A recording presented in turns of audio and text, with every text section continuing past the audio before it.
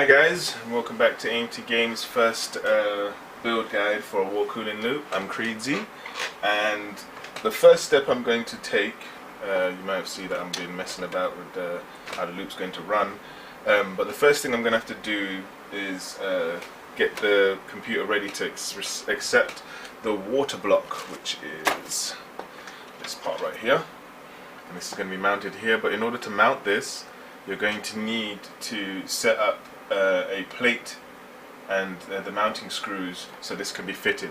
Okay, so with this specific water block, you're going to need to remove, if you have an AMD board, you're going to have an actual front plate that sits here. You're going to need to remove that plate, which I've already done because I already had a Ryzen Tech on there, so you had to remove the plate anyway. But you're going to need to keep your back plate. Okay, and this is specifically for the Sabertooth 990FX board. So this is the back plate that's on the board, and it would basically fit like this. Okay, and on the back there you will see how that fit is, but if you look on the back of your board, you'll know what I'm talking about. So you're going to need to be able to have the back plate kept, and from your kit, which you get with your water block, you're going to need to find your tapering screws, which you'll have 4 of them. Okay, and you'll also need 4 of the black spacers.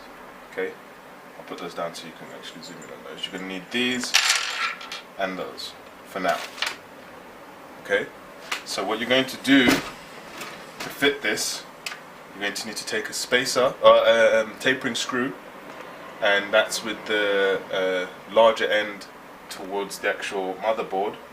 Okay, so this end would be towards the motherboard, but you're going to put a spacer on that like this, and you're going to take that and you're going to screw it into the actual motherboard's hole, so you end up with that. Okay, so you're going to need to do that with all 4 of these.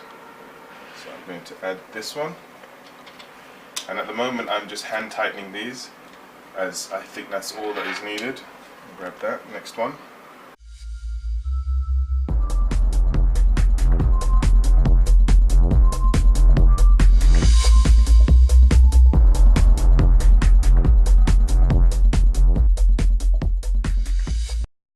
Okay, once all 4 of those are on, the next thing you're going to want to do is actually take your water block and make sure whatever water block you're using, they're always going to cover this copper plate with something to protect it. So always make sure you pull that off, or you will end up melting that to your CPU. Okay, that's very important.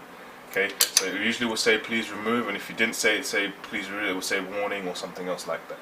Okay, so right now I'm going to cut and come back to you, so just give me a sec. Okay guys, as you can see, I've slid the EK water block on to the CPU with some thermal paste, which I applied with my little spreader.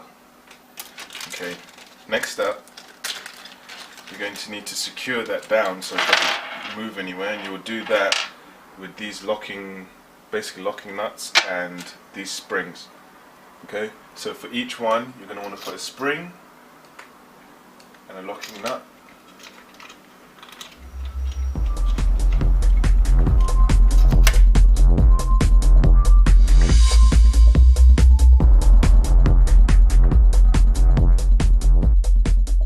Last one, and with this last one we will have our water block fitted. Okay.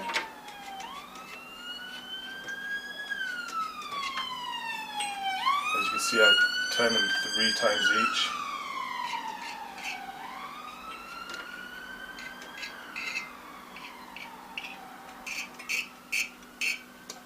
Okay, just make sure that's touching. Yep, we're good there.